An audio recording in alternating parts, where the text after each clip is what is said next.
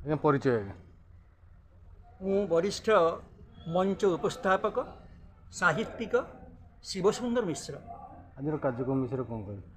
ଆଜି ଅନୁରାଗ ସାହିତ୍ୟ ସଂଗଠନ ଟ୍ରଷ୍ଟ ତରଫରୁ ନାଗାସାକି ଦିବସ ପାଳିତ ହେଉଛି।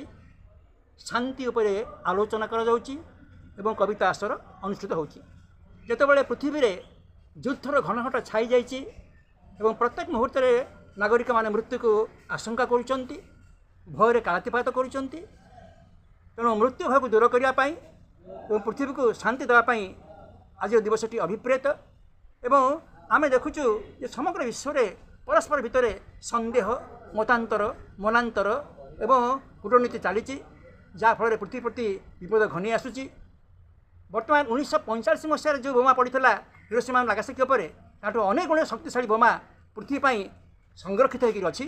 ଯଦି ଉଦ୍ଭ୍ରାନ୍ତ ମଣିଷ ଚିନ୍ତା ନ କରେ ତାହେଲେ ପୃଥିବୀ ବହୁ ମୂର୍ତ୍ତି ଧ୍ୱଂସ ହୋଇଯିବ। ଧନ୍ୟବାଦ। ଆଜ୍ଞା ଆଜିର ଯେଉଁ ସାହିତ୍ୟ କବିତା ଆସର ହେଇଛି, ତ ଜଣେ ଆମର ସାମ୍ବାଦିକ ସାମ୍ବାଦିକ ଶ୍ୟାମକାହ୍ନା ପଟ୍ଟନାୟକଙ୍କୁ ସମ୍ମାନିତ କରାଗଲା।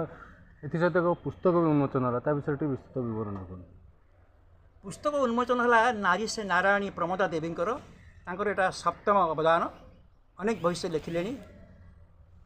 ତେଣୁ ସେ ବହି ନାରୀ ସେ ନାରାୟଣୀ, ଆପଣ ଜାଣନ୍ତି ଯେ ଆମେ ଆଜି ଶାନ୍ତି ପାଇଁକା ଚିତ୍କାର କରୁଛୁ ଏବଂ କାନ୍ଦୁଛୁ। ଯେତେବେଳେ ଯୁଦ୍ଧ ହୁଏ, ଆପଣ 1971 ଦେଖିଛନ୍ତି ବାଂଲାଦେଶ ସୃଷ୍ଟି ହେଲା।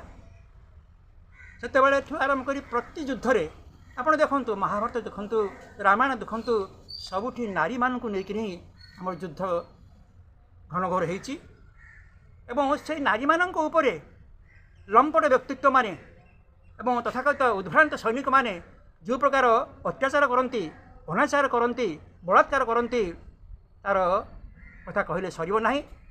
ତେଣୁ ନାରୀଙ୍କୁ ଆମେ ନାରାୟଣୀ ମନେକରି ପୂଜା କରିବା। ତେଣୁ ଆଜିର ଦିବସରେ ସେହି ବହିଟିକି ଆମେ ଉନ୍ମୋଚିତ କରିବା ପାଇଁ ଇଚ୍ଛା କଲୁ ଏବଂ ସେ ବହିଟି ଉନ୍ମୋଚିତ ହେଲା।